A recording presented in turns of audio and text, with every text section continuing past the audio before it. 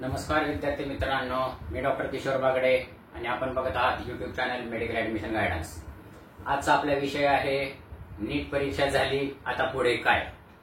या चॅनलद्वारे संपूर्ण नियोजनरित्या आणि शिस्तबद्ध पद्धतीने व्हिडिओ लॉन्च केले जाणार आहे। तर आजचा व्हिडिओ हा एक जनरल व्हिडिओ आहे की आता आपल्याला पुढे काय काय करायचंय आणि कसं कसं जायचंय। साधारणपणे आता 1 महिना तर तुम्हाला सुट्टी आहे, त्यानंतर साधारणपणे निकाल 5 जूनच्या दरम्यान लागेल, 5 जून ते 10 जूनच्या दरम्यान। त्याच्यानंतर काउन्सिलिंग प्रोसेस 10 दिवसांनी म्हणजे 20 जूनला चालू होईल आणि त्याच्यानंतर 5 महिने चालणार आहे। तर आजपासून दर आठवड्याला दिवसाआड असे व्हिडिओ पोस्ट केले जाणार आहेत आणि ते अतिशय शिस्तीत आणि नियोजनबद्धरित्या पोस्ट केले जाणार आहेत। तर हे व्हिडिओ तुम्ही रेग्युलर प्रमाणे बघा, म्हणजे तुम्हाला मेडिकल ऍडमिशन प्रोसेसचा काही काळजी वाटणार नाही। तर आपण आपल्या मुख्य विषयाकडे जाऊ। 5 मेला तुमची परीक्षा झालेली आहे, ज्याला त्याला ज्याच्या त्याच्या पद्धतीप्रमाणे परीक्षा गेलेली आहे। आता प्रायव्हेट कॉलेजेस, प्रायव्हेट क्लासेस जे आहेत त्यांच्या आन्सर की झाल्यात, त्याप्रमाणे तुम्ही तुमचा स्कोअर चेक केला असेल। आता महत्वाचं म्हणजे एनटीची आन्सर की अजून आले नाही। एनटीची आन्सर की काही दिवसामध्ये येईलच, म्हणजे ती ऑथराइज आन्सर की। त्यानंतर तुम्हाला ऑब्जेक्शन्स घ्यायला परवानगी असेल की ह्या प्रश्नाचं उत्तर हे नाही, ह्या प्रश्नाचं उत्तर हे नाही, मग असं आहे त्या पद्धतीनं तुम्ही जाताल। तुमच्या कॉलेजवाले शिक्षक तुम्हाला शिकवतील की तुम्ही कसं ऑब्जेक्शन घ्यायचे आणि प्रत्येक ऑब्जेक्शनला काहीतरी 500 किंवा 1000 रुपये भरावे लागतात एका प्रश्नाला, जर समजा तुम्हाला ऑब्जेक्शन घ्यायचं असेल तर आता तुमची पहिली स्टेप काय आहे, तर एनटीएची आन्सर की येईल। आता जी आली आहे ती तुमच्या प्रायव्हेट कॉलेजची आली, प्रायव्हेट क्लासेसची आलेली आहे, ती आपण थोडी बाजूला ठेवू। आता एनटीची ऑब्जेक्शन आन्सर की आल्यानंतरचा जो तुमचा स्कोअर आहे तो अत्यंत बऱ्यापैकी मिळता जुळता असणार आहे आणि त्याच्यावर तुम्हाला ऑब्जेक्शन पण घेता येतं। ते ऑब्जेक्शन घेण्याची मुदत एनटीने दिलेली आहे, आपल्या व्हिडिओमधून पण आपण तुम्हाला सांगू।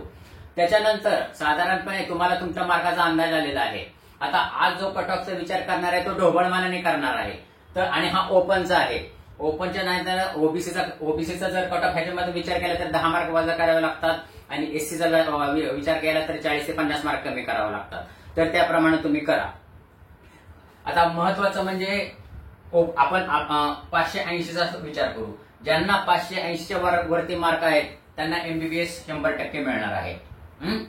ज्यांना 525च्या वरती मार्क आहेत त्यांना एमबीबीएस प्रायव्हेट म्हणजे सेमी गव्हर्नमेंट असं म्हणू शकतो, ते मिळू शकतं।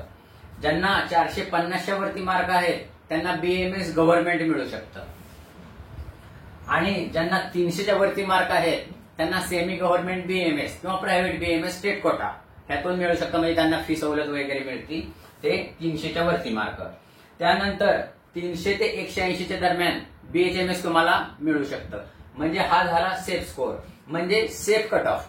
हे ढोबळ मानाने आहे। ह्या प्रत्येक कट ऑफवर आपण सेपरेट व्हिडिओ बनवणार आहोत, तो तुम्ही नंतर बघा, पण हा फक्त जनरल व्हिडिओ आहे। मी पण परत एकदा रिपीट करतो, 580च्या वरती ज्यांचा अंदाज आहे त्यांना एमबीबीएस मिळू शकतं। 525च्या वरती ज्यांना आहे त्यांना प्रायव्हेट एमबीबीएस स्टेट कोटा म्हणजे सेमी गव्हर्नमेंट मिळू शकतं। ज्यांना 450 आहेत त्यांना गव्हर्नमेंट बीएमएस मिळू शकतं आणि ज्यांना 300च्या वरती मार्क आहेत त्यांना प्रायव्हेट बीएमएस म्हणजे सेमी गव्हर्नमेंट बीएस मिळू शकतं आणि ज्यांना 300 ते 180च्या दरम्यान मार्क आहेत त्यांना बीएचएमएस मिळू शकतं। अलग लक्षात, ह्या प्रत्येक मार्काला कसे कसे तुम्हाला ऑप्शन्स आहेत ते आपण सेपरेट व्हिडिओ बनवणार आहोत, ते पुढे तुम्ही बघताल। ह्याच्यानंतर काउन्सिलिंग तुम्हाला साधारणपणे 5 प्रकारच्या काउन्सिलिंग मधून जायचं आहे। त्याचप्रमाणे तुम्हाला डॉक्युमेंट रिक्वायर्ड पण महत्वाचे आहेत, म्हणजे कुठल्या काउन्सिलिंगला कुठलं डॉक्युमेंट लागतं, कुठल्या काउन्सिलिंगला कुठलं डॉक्युमेंट लागतं। डॉक्युमेंट जे लागतात रिक्वायर्ड डॉक्युमेंटवर ह्याच्यावर मी सेपरेट व्हिडिओ बनवणार आहे, तो तुम्ही नंतर बघाल। तर आपण काउन्सिलिंगचे प्रकार ह्या जनरलमध्ये बघून घेऊ।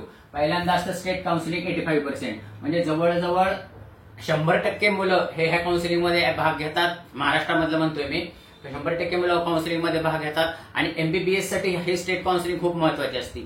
जवळजवळ महाराष्ट्रामधले 98% मुलं हे 85% स्टेट कोट्यामधून ऍडमिशन घेतात।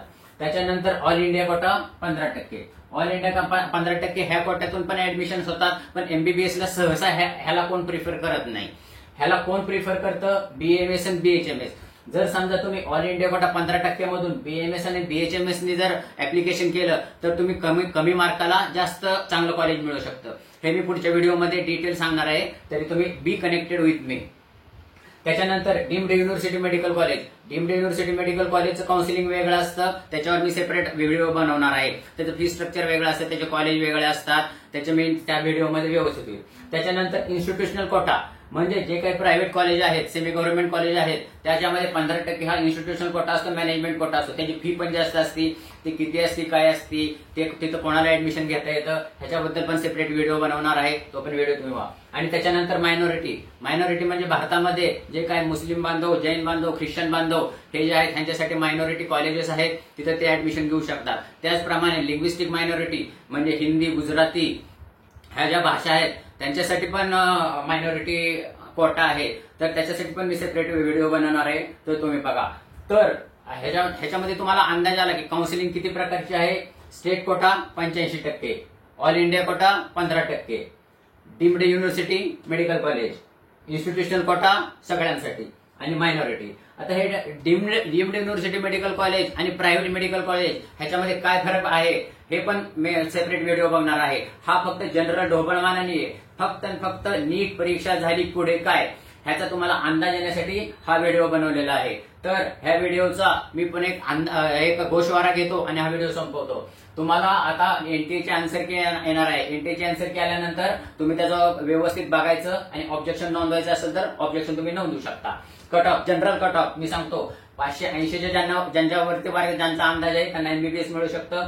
525च्या वरती ज्यांना आहे त्यांना सेमी गव्हर्नमेंट एमबीबीएस मिळू शकतं. 450च्या वरती ज्यांना आहे त्यांना गव्हर्नमेंट बीएमएस मिळू शकतं. 300च्या वरती मार्क आहेत त्यांना सेमी गव्हर्नमेंट बीएमएस मिळू शकतं. आणि 180 ते 300 ह्याच्या दरम्यान जे आहेत त्यांना बीएचएमएस मिळू शकतं. आता 180च्या खाली असणाऱ्या विद्यार्थ्यांनी काय करायचं तर त्याच्यासाठी पण मी सेपरेट व्हिडिओ बनवणार आहे. तुम्ही काही काळजी करू नका. नॉट इलिजिबल पासून म्हणजे साधारणपणे 135 स्कोर पासून ते 720 पर्यंत सगळ्यांना मेडिकल कॉलेजला ऍडमिशन मिळू शकतं. ह्याच्यानंतर बी कनेक्टेड विथ मी. आता काउन्सिलिंगचे प्रकार state quota 85%, all India quota 15%, deemed university medical college, institutional quota आणि मायनॉरिटी कोटा. आणि documents required for all counselling process ह्याच्याबद्दल मी सेपरेट व्हिडिओ बघणार आहे. तर हा व्हिडिओ अत्यंत माहितीपूर्ण आहे. आपण आपल्या मित्रांना शेअर करा. अजून सुद्धा चॅनल सबस्क्राईब केला नसेल तर सबस्क्राईब करा, कारण तुम्हाला अजून 5 महिने आमच्याशी व्यवस्थित कनेक्ट राहायचं आहे. तरी मी हे सगळं माहिती देऊन आजचा व्हिडिओ संपतो. Be connected with me. जय हिंद, जय महाराष्ट्र.